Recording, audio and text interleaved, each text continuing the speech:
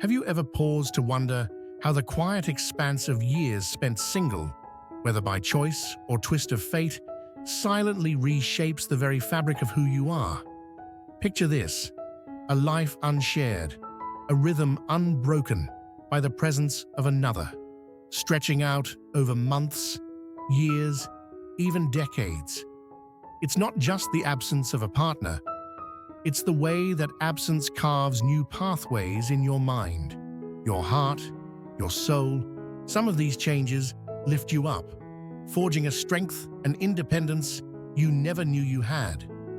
Others, though, cast subtle shadows, making it harder to bridge the gap to someone new, even when your heart whispers that it's time.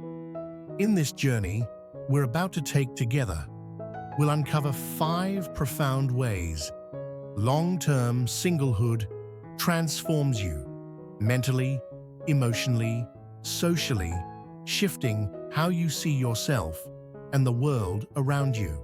These changes creep in so gradually you might not even notice until they're fully part of you. But once you see them, you hold the power to embrace what empowers you and gently nudge aside what might be quietly holding you back.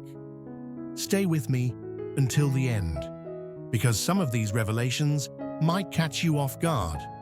And more importantly, we'll explore how to harness the good while softening the challenges, whether you're savoring your solo life or dreaming of love's return. This is for you. Let's begin. Number 1. You become a fortress of independence. Imagine a woman named Clara in her late 30s, standing in the warm glow of her kitchen. She's stirring a pot of soup she made just for herself, the radio humming softly in the background.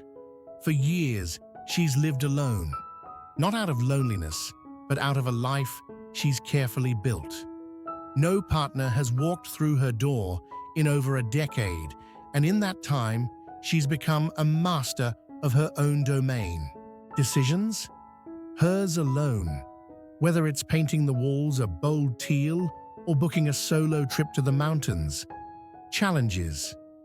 She faces them head-on, from fixing a leaky faucet with a YouTube tutorial to navigating a tough day at work without a shoulder to lean on.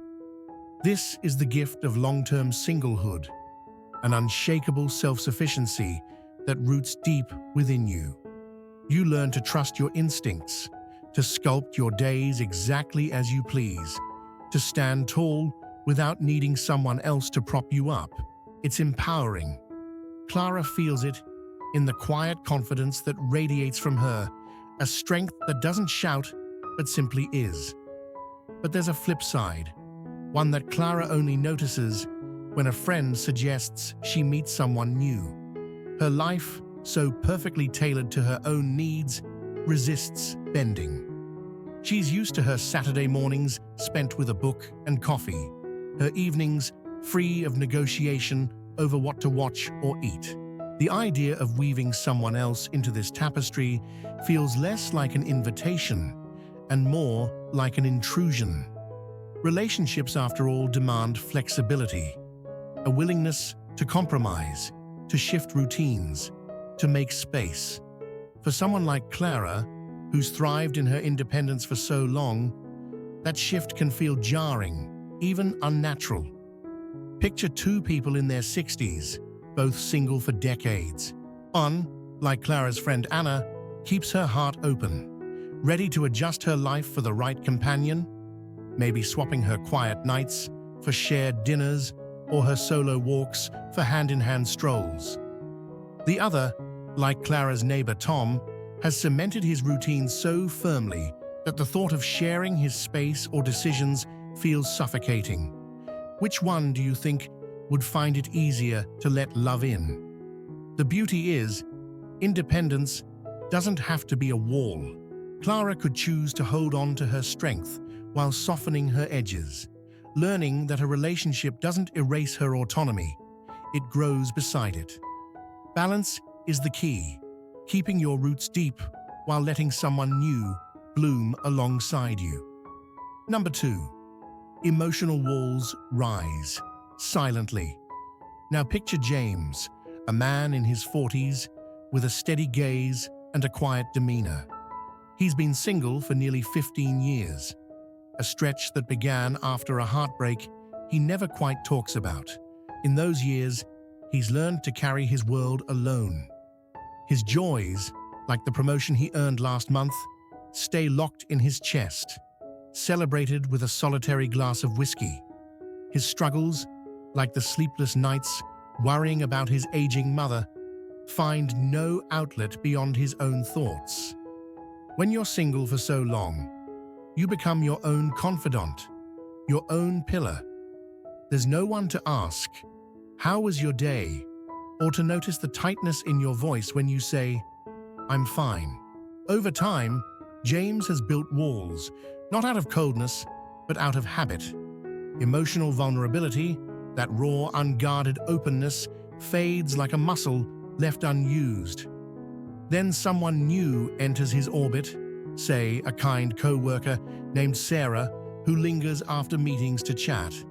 She asks about his weekend, and James freezes. The words, "I missed you," or "I could use some advice," feel foreign on his tongue, like a language he's forgotten. In a relationship, vulnerability is a dance, sharing fears, leaning into trust, letting someone see the cracks. But for James, that dance floor has been empty so long, he's forgotten the steps. He might even tell himself he doesn't need it, that he's fine alone. And part of him believes it. Yet deep down, there's a flicker, a longing for the intimacy he's walled off. Imagine two versions of James after years alone. One who risks a shaky step towards Sarah, admitting he's nervous but willing to try. Another who stays silent, letting her drift away because opening up feels too raw. Which James builds a bridge to connection? Vulnerability isn't weakness. It's the thread that ties hearts together. For someone like him, relearning it takes practice, small risks that grow easier with time. The reward? A chance to be truly known, to feel the warmth of a bond that transcends solitude. Number 3, routines become your kingdom. Let's shift to Mia, a vibrant woman in her 50s who's been single since her early 30s. Her life is a masterpiece of her own design. Every morning, she wakes at 6:30, brews a pot of chamomile tea, and journals by the window as the sun rises. Her evenings are spent curled up with a documentary, her cat purring beside her, the house arranged just so. Books alphabetized, dishes stacked her way. Years of singlehood have let her craft a world that fits her like a glove, every habit a brick in the castle of her daily life. There's a freedom here, a joy in knowing her time, her space, her choices are hers alone. She doesn't have to debate dinner plans or adjust her sleep schedule for someone else's snoring. It's a kingdom of one, and she rules it with quiet pride.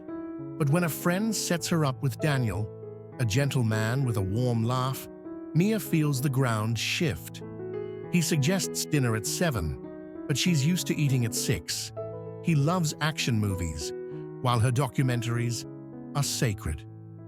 Her routines, once a comfort, now feel like a moat around her castle, keeping Daniel at a distance.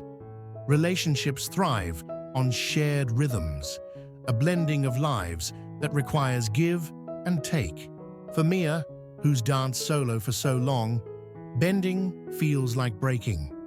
Picture two versions of her. One who opens her gate, inviting Daniel to join her morning tea or suggesting they alternate movie nights. Another who locks the drawbridge, unwilling to shift even an inch. Which Mia finds harmony with someone new. Her habits are a strength, a testament to her selfhood, but rigidity can turn them into chains. The art lies in balance, holding on to what she loves while making room for a duet. proving her kingdom can expand without crumbling. Number 4. Your standards soar. Sometimes beyond reach. Now meet Priya, a woman in her mid-40s with sharp eyes and a sharper mind. She's been single for over a decade, a choice born from a mix of career focus and a few relationships that taught her hard lessons. In those years alone, she's sculpted a life she's proud of. Friends she cherishes, a job that lights her up, a cozy apartment filled with plants she tends like children. She's also had time to reflect, to sift through the ashes of past loves, and decide what she'll never settle for again. Dishonesty, apathy, a partner who dims her spark. The longer she's been single, the clearer her vision becomes. She wants someone kind, yet driven. Someone who listens as well as they speak. Someone who matches her energy without overshadowing it. It's a beautiful thing, this clarity. Priya knows her worth, and her standards rise like a banner, bold and unapologetic. But here's the catch. Sometimes that banner flies so high, it's hard for anyone to reach it. Last month, she met Ravi at a book club, a man with warm hands and a quiet humor. He was thoughtful, asking her about her favorite novels, but he stumbled over his words, nervous in a way she found endearing. Yet when he didn't text the next day, Priya wrote him off. Her standards demand initiative, and he fell short. Years alone have made her less patient, less willing to wade through the messiness of human flaws. When she was younger, love felt like an adventure, a chance to explore and grow together. Now she expects a partner to fit her life like a puzzle piece, perfect from the start. She dreams of a connection that's effortless, a romance that sweeps her off her feet without a single misstep. But real love, as she's starting to suspect, isn't a movie. It's a garden, needing patience, care, and a tolerance for weeds. Imagine two Priyas, one who gives Ravi a second chance, seeing potential in his shy smile, another who keeps searching for a flawless ideal, dismissing every spark that doesn't blaze instantly. Which one opens her heart to something real? High standards are her strength, a shield against settling. But if they harden into an impossible checklist, they might lock out the very love she's waiting for. The trick is discernment, knowing what matters most and letting the rest breathe, because the right person isn't perfect, they're perfectly imperfect for her. Number 5, the pressure fades, but so might the pursuit. Finally, let's step into Leo's world. He's 52, with salt and pepper hair and a laugh that fills a room. He's been single for nearly 20 years, a stretch that began when his last relationship dissolved into mutual exhaustion. Back then, he felt the weight of expectation. Friends pairing off, family asking when he'd settle down, society nudging him toward the picket fence dream. But as the years rolled on, that pressure melted away. Leo learned to fill his life with richness. Weekend hikes with his dog, late-night guitar sessions, a tight-knit circle of friends who feel like family. He's content, truly content, sipping coffee on his porch, watching the sunrise paint the sky. Long-term singlehood has taught him a rare truth.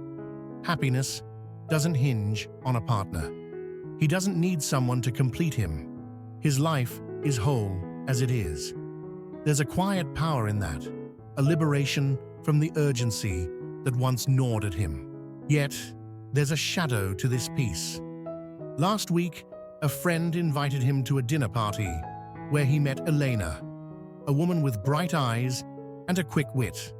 They talked for hours, laughter spilling between them like wine. She texted him the next day, suggesting coffee, but Leo hesitated. Why disrupt his harmony? Dating feels like effort, an unnecessary ripple in the calm lake of his life. Over time, that contentment has morphed into indifference, even avoidance. He tells himself he's fine alone, and he is. But there's a flicker of loneliness he won't name, a wish for someone to share the sunrise. Imagine two Leos, one who says yes to Eleanor, stepping into the unknown because he's still open to possibility, another who lets the moment pass, retreating to his comfort because change feels too heavy. Which Leo might find his contentment deepened by connection. Being at peace alone is a triumph, but letting it calcify into isolation risks missing out. The key is honesty. Is he truly fulfilled, or has he convinced himself it's easier to stay still? Love doesn't fill a void, it enhances what's already there, and keeping his heart cracked open might just invite something extraordinary. Final thoughts, a mirror to your soul. As we close this journey, take a breath and look inward. Do these 5 shifts echo in your own life? Perhaps you see Clara's independence in the way you've built your world, or James's walls in the quiet you keep. Maybe Mia's routines feel familiar, Priya's standards ring true, or Leo's fading urgency mirrors your own. If you've been single for years, these changes have likely woven themselves into you, some as golden threads of strength, others as subtle knots of challenge. Being single isn't a flaw to fix. It's a chapter, maybe even a book, of a life well lived. The happiest souls often dance alone with joy, but if companionship calls to you, even faintly, it's worth peering beneath the surface. Have you built walls without knowing? Are your routines a fortress, your standards a tower too high, your comfort a shield against risk? The beauty is, you hold the pen. Clara could soften her edges, James could risk a word, Mia could share her tea, Priya could see potential, Leo could say yes, and so could you. It's not about losing yourself. The right connection amplifies who you are, blending with the life you've crafted. If love hasn't found you yet, it's not because you're unworthy, it's because you're still growing into the version of yourself ready to receive it. So ask, are you open to the dance of connection, the growth it brings, the companionship that might light your path? When you are, love has a way of slipping in, soft as a breeze, surprising you when you least expect it. Thank you for walking this path with me. Share one thing you've discovered today, how it resonates, how you'll carry it forward in the comments below. Your voice matters, fueling this space we've created together. If this stirred something in you, like, subscribe, and share. Let's keep exploring what makes us human, one story at a time. Until next time, keep your heart curious and your spirit bold.